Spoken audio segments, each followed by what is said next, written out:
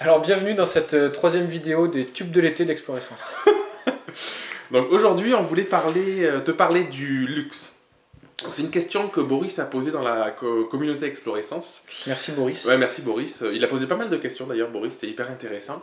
Je pense que tu réfléchis trop, Boris. Non, mais c'est bien, Ça, c'est sûr. c'est pertinent. Du coup, la question c'était qu'est-ce que le luxe en fait? Comment se positionner pour faire partie de ce marché entre guillemets du luxe? Comment s'afficher dans ce marché, donc avec sa galerie, éventuellement sa dégaine, ses tenues, tout ça, pour montrer que notre offre est du luxe. Et du coup, comment rester, alors c'est la dernière question du coup qui n'est pas cohérente, comment rester abordable et humain tout en proposant des tarifs de luxe en Je pense que c'est pas abordable en termes d'argent, c'est plus abordable en termes d'humain. Comment tu restes abordable vis-à-vis des gens? Oui, mais du coup, c'est quand même pas cohérent parce que ça doit pas changer. Mais on va Oui, vous expliquer ce qu'on en pense. Et du coup, merci Boris d'avoir posé toutes ces questions. C'est hyper intéressant parce que souvent, c'est quelque chose qu'on peut se poser en se disant je veux augmenter mes tarifs, est-ce que c'est du luxe, est-ce que c'est pas du luxe? Et du coup, je pense que c'est normal de se sentir peut-être un peu perdu par rapport à ça, alors qu'en Ouais. fait, il y a pas du tout à l'être. Je pense qu'il y a quelque chose qu'on met beaucoup en opposition, c'est si je commence à être cher, je vais attirer des clients qui me correspondent plus. Il y a un chien. Chiant ou qui me correspondent plus. Ouais. On a notre première vidéo, si vous l'avez pas vue, c'était sur justement les clients chiens. Donc on vous mettra le lien en miniature. Yes. Du coup, la définition déjà du luxe, c'est quoi en fait pour vous, pour toi? J'ai du mal à tutoyer moi plus que toi. Euh, En fait, moi, j'ai pas la sensation de faire du luxe. Je pense que toi, c'est pareil. Non. Je pense que chacun a sa définition de ce qu'est le luxe. Moi, j'aurais plus tendance à dire que je fais quelque chose un peu d'unique ou d'artisanal ou de un peu sur mesure, mais pas quelque chose qui semble être du luxe. En tout cas, donc on va plus parler de ça. Je pense que vraiment le luxe, mais le luxe pour moi, c'est pas quelque chose qui est. Palpable. C'est vraiment une définition personnelle en fait. À C'est chacun, forcément je du pense. luxe parce que du coup, on est seul à faire ça. Il y a ce côté un peu artisanal où on crée quelque chose. Donc du coup, ça dépend de ta définition du luxe, mais tu peux te dire tu fais du luxe même si tu te vends une séance à 100 euros parce que c'est quelque chose sur mesure que tu vas faire pour des gens sur mesure en fait. Donc Ouais. dans l'absolu, c'est compliqué d'avoir une définition vis-à-vis de ça, quoi. Ça dépend comment tu entends le luxe. Est-ce que c'est le prix? Est-ce que c'est le travail? Est-ce que c'est un mélange de tout ça? Mais du coup, la question était bonne, mais on va pas forcément parler du luxe, on va parler de démarche de manière générale. Ouais. Donc du coup, le premier truc, c'est pour nous, c'est qu'il faut avoir une offre qui est unique, proposer quelque chose d'unique.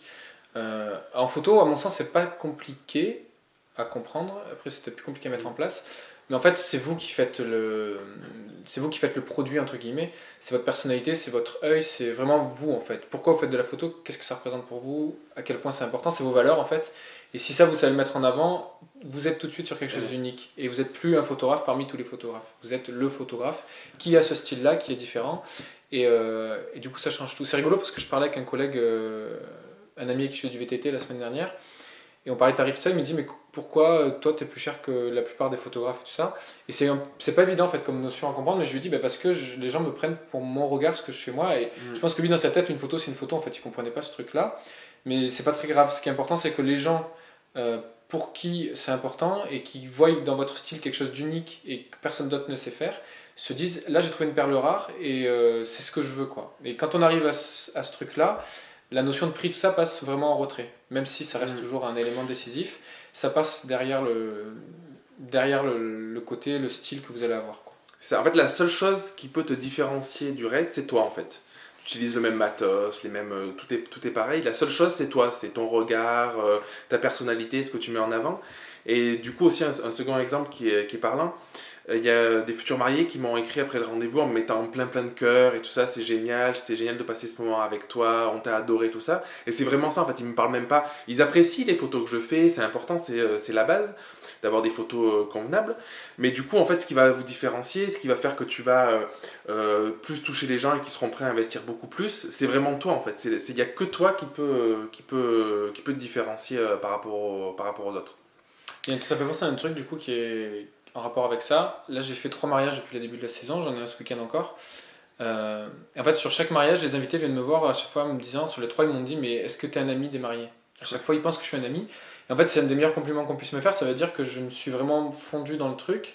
Et que je fais partie vraiment du mariage quoi. Et là quand je suis parti du mariage ce week-end, le marié m'a dit pour nous t'es plus qu'un photographe en fait, t'étais notre invité et on a vraiment apprécié, tu fais partie du mariage en fait, t'es pas juste là pour faire des photos, tu as fait partie complètement de la fête et de tout ce qui s'est passé.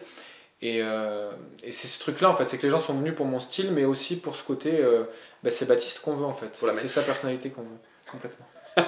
Et du coup, ça rejoint le second point, sur le personal branding en fait.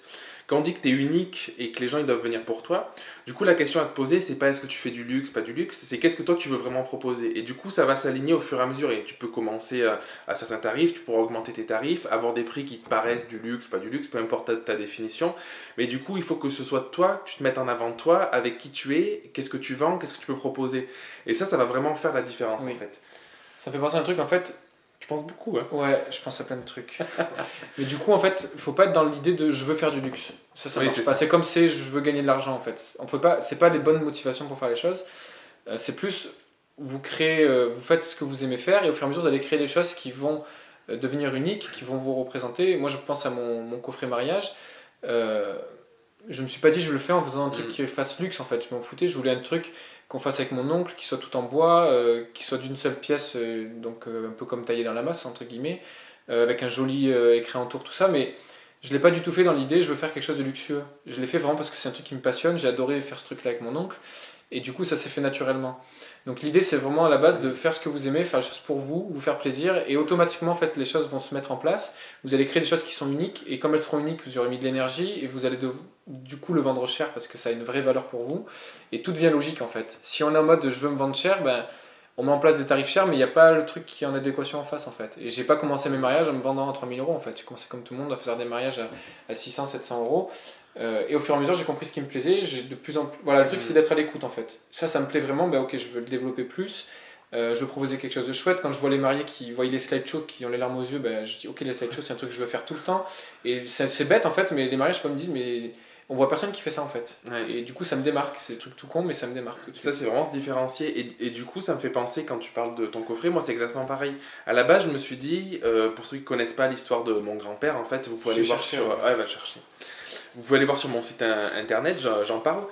Et du coup, je me suis dit, je veux faire un coffret. Et je me suis dit, bon, bah, qu'est-ce que c'est comme coffret? Et qu'est-ce que je veux proposer? Il est parti, je suis tout seul. Qu'est-ce que je veux proposer? Et du coup, je me suis vraiment dit, ben, je propose un coffret où les mariés puissent conserver leurs photos à l'intérieur pour des dizaines et des dizaines d'années.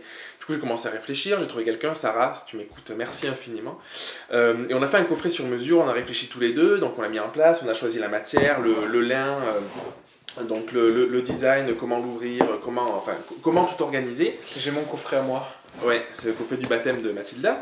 Et du coup, forcément, en fait, après coup, je me suis dit, ben maintenant que j'ai ça, avec ce que ça me coûte, avec le temps que j'ai passé, avec les tirages qu'il y a dedans, tout ça, c'est un certain prix. Du coup, que j'ai répercuté sur ma prestation. Et pas plus tard qu'hier, j'ai eu un rendez-vous mariage où du coup, je leur montre le coffret, je leur explique tout ça. Et ils me disent, c'est fantastique. Et en fait, ils ne sont pas demandé est-ce que c'est du luxe, c'est pas du luxe. En fait, ça leur parle, ils me disent c'est fantastique. Le plastique, c'est fantastique. Le plastique, c'est fantastique. On imagine le mettre sur le buffet dans le salon, le sortir, le regarder avec nos parents, avec nos familles, tout ça. Et du coup, c'est ça qui est magique. Et je me suis pas posé la question, je vais proposer un produit de luxe, pas de luxe. Pour moi, c'est pas un produit de luxe, c'est quelque chose de normal que je propose systématiquement. Il n'y a pas une seule offre où il n'y est pas. Mais du coup, ça peut paraître comme un produit de luxe de qualité parce qu'il a été réfléchi pour ça. Mais c'était pas le but premier. Du coup, je pense que c'est hyper important de le dire. Et comme toi, ton coffret avec ton oncle. Un truc tout bête, ça me fait penser parce que Jeremy nous a remis une carte avec. C'est pareil, c'est le truc hyper personnalisé en fait. Il y a un message qui est personnel pour nous, écrit à la main. Moi, je fais pareil sur tous les mariages ou les séances, peu importe. Je rends toujours une carte où j'écris à la main quelque chose, ce que j'ai envie de leur dire en fait, de ce que j'ai vécu avec eux. On est encore dans un truc personnalisé sur mesure et c'est pareil, c'est des notions qui font appel à quelque chose de haut de gamme en fait. Parce que il y a peu d'entreprises qui prennent le temps de faire du personnalisé en fait. Mm. Et du coup, le fait de le faire comme ça, tu te positionnes forcément dans quelque chose de luxueux entre guillemets. Et ça me fait penser à un truc hyper intéressant, c'est ce que les mariés m'ont dit hier et c'est ce qu'on me dit souvent, c'est que du coup ils ont justement cette impression en fait de petites attentions qui ont énormément de valeur en fait. Ouais. Et ils vont se dire mais c'est fou tout ce que tu fais, ça donne vraiment une valeur qui est beaucoup plus importante que une valeur perçue qui est beaucoup plus importante que ce que ça vous coûte. Du coup de faire quelque chose sur mesure en fait c'est hyper fort. Et au-delà de ça, en fait, c'est hyper simple de se vendre. Et du coup, les mariés hier, ils me disaient, mais c'est génial quand t'en parles, t'as les yeux qui pétillent, tout ça. Et du coup, vous êtes unique, vous vous différenciez. Ce que disait Baptiste tout à l'heure, en fait, t'as ton truc que personne n'a, parce que du coup, tu l'as réfléchi pour toi, et pour eux, éventuellement, pour les mariés, ou en séance, ça peut être des coffrets aussi, enfin, des choses comme ça. Et en fait, quand t'en parles, forcément, t'as les yeux qui pétillent, et t'es super joyeux, et du coup, c'est encore plus facile à vendre. Et en fait, ils se disent pas, c'est pas accessible ou quoi, parce que du coup, tu parles avec le cœur, et au contraire, ça paraît accessible, et ils ont conscience après que ça va avoir un certain prix. Moi, il n'y a pas un rendez-vous maintenant où à la fin, les mariés me disent pas. Bon, Jérémy, avec tout ce qu'on a vu là, on commence à avoir un petit peu peur de ce que tu vas nous annoncer. Mais parce que justement, en fait, ils ont conscience que le travail et la qualité de ce qu'il y a derrière a un certain coût. Ils se posent pas la question si C'est c'est du unique. luxe, pas du luxe. Mais c'est juste unique en fait. Ça qui compte vraiment. Et Quoi. oui, oui. Un truc tout bête, moi, je pensais à un rendez-vous mariage, un mariage que j'ai fait cette année, elle avait été impressionnée parce que je propose toujours un album et à la fin je leur disais, bah, du coup l'album, moi je vais le créer en fonction des photos que vous avez choisies, donc c'est moi qui fais toute la conception. Par contre, vous allez recevoir un album en ligne et vous mettez des commentaires tant que vous voulez, et je le corrige tant que vous voulez, c'est illimité. Et du coup, elle me dit, ah, mais c'est incroyable le temps que ça doit te prendre et tout ça. Et en fait, c'est l'idée de dire, bah, ça me prend du temps, mais du coup, c'est pris dans mes tarifs en fait. Et je propose quelque chose qui est tout inclus. Les galeries internet, c'est pareil. Il y a pas de, les gens n'ont pas payé pour télécharger les photos. C'est les mariés qui payent la galerie, tout est inclus. Donc ça, c'est pareil, c'est une façon de proposer aussi du luxe, c'est que du coup, tout est inclus de base. Et les gens disent, ouais, en fait, c'est ok, c'est cher, mais par contre, on a un truc qui est hyper complet. Oui, ça c'est intéressant. Je pense qu'il faut. Les codes un peu de ça, c'est aussi de faire quelque chose de simple. Je pense, de Oui, rester simple. Parce que j'en discutais il y a pas longtemps. En fait, si tu as plein d'offres à tiroir, machin, c'est compliqué, les gens ils ont l'impression d'être perdus et de se faire de se arnaquer. faire avoir, ouais. Alors que si tu as un seul truc, c'est hyper clair, hyper cadré, et quoi qu'ils prennent, de toute façon c'est ça, et ils ont pas le choix, c'est simple, mais tu leur mens pas, et tu es passionné par ce que tu fais, donc tu le communiques.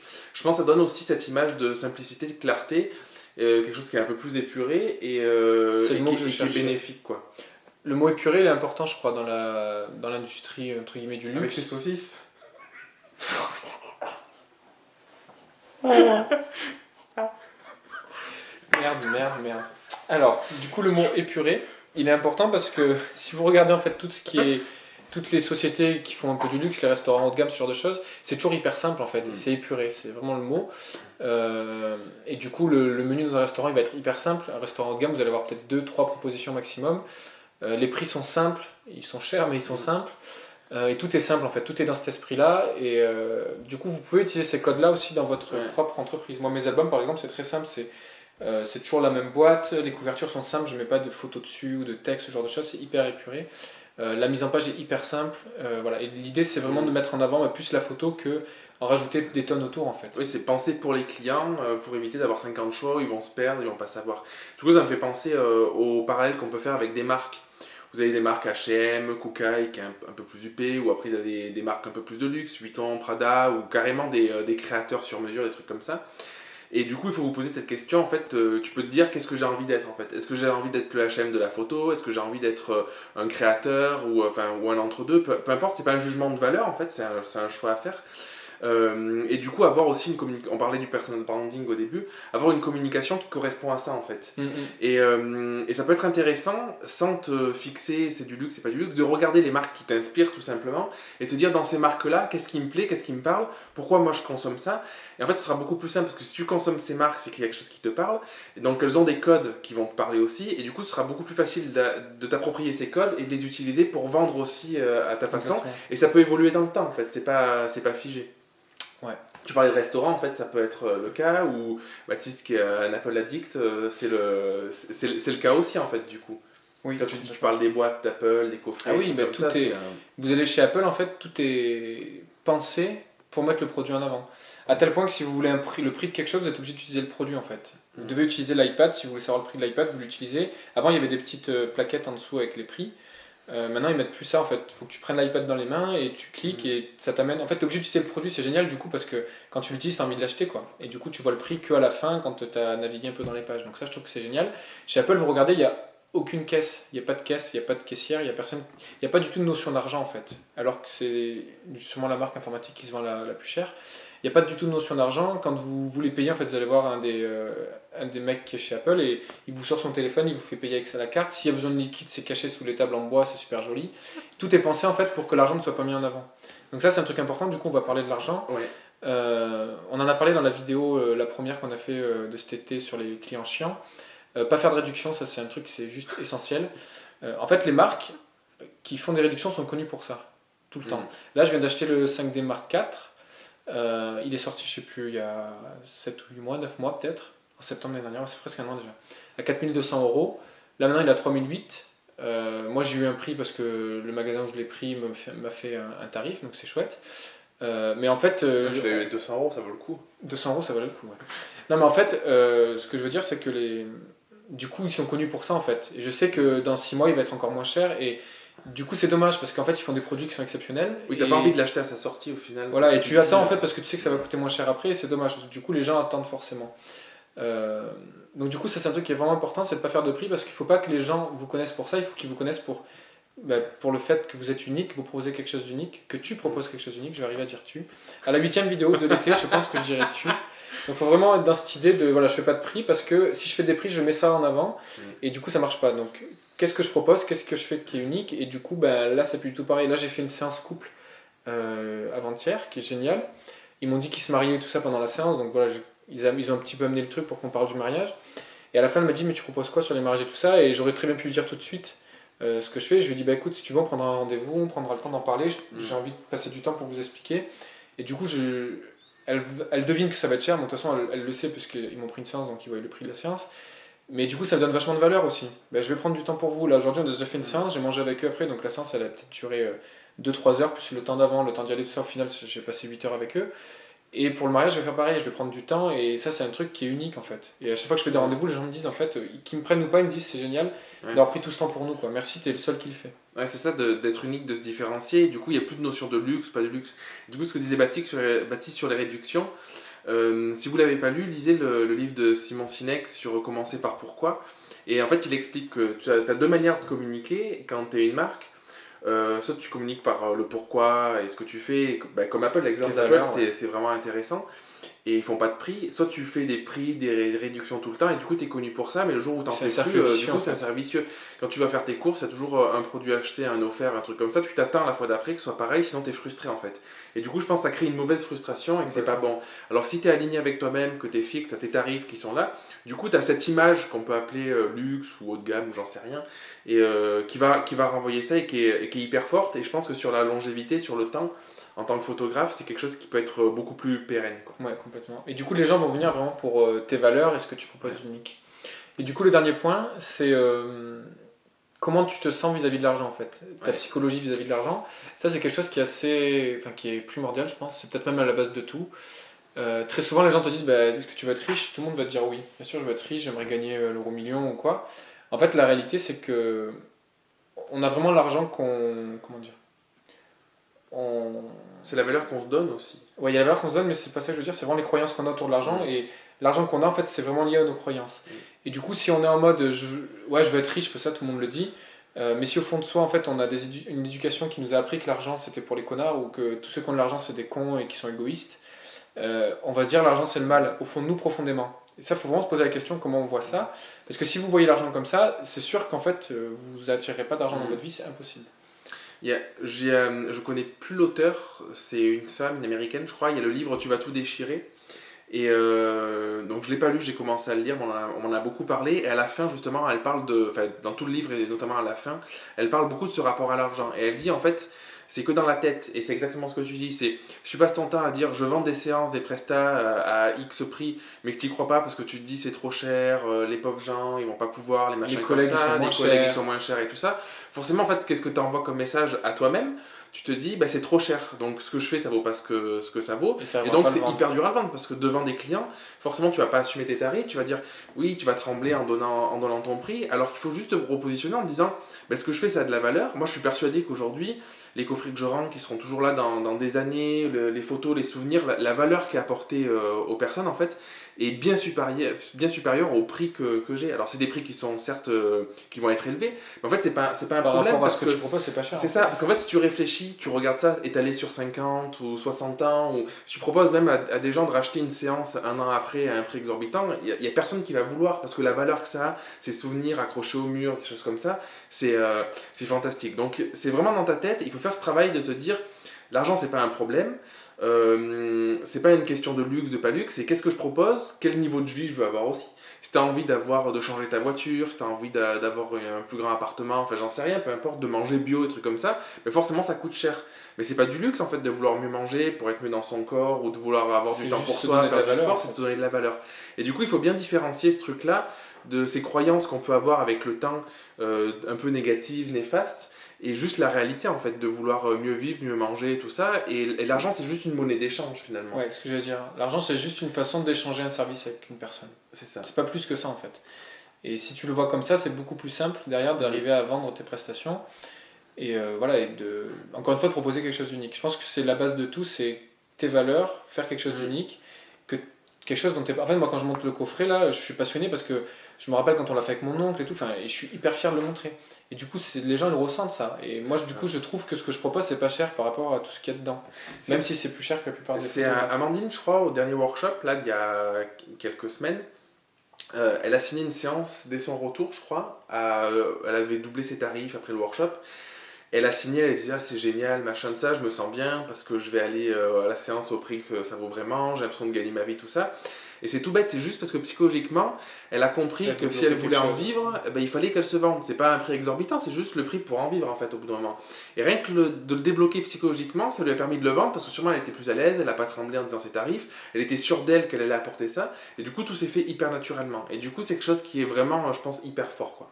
Faut qu'on arrête de parler d'argent parce que sinon on va passer une demi-heure et en plus il y a une vidéo dédiée Oui, c'est à vrai. comment vivre comme une princesse.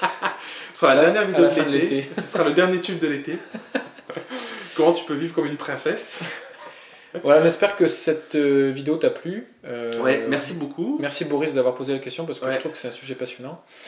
Voilà, si tu as des questions aussi, on n'en a pas parlé dans les autres vidéos, mais si tu as des questions en dessous de la vidéo, n'hésite pas, on essaye de Ouais. répondre le plus possible. Sur Facebook, sur YouTube, Voilà. tout ça. Jérémy va s'occuper de répondre parce que moi je vais partir en vacances. Voilà.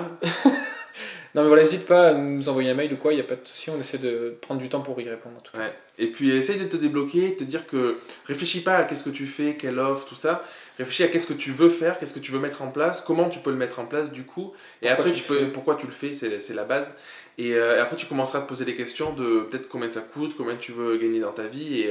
Ça se fera tout seul en fait. C'est pas une question de luxe, de pas luxe, de client, de pas client. C'est ça, en fait, ça viendra sans que tu réfléchisses, quoi. Complètement. Merci, et à la semaine prochaine. À la semaine prochaine.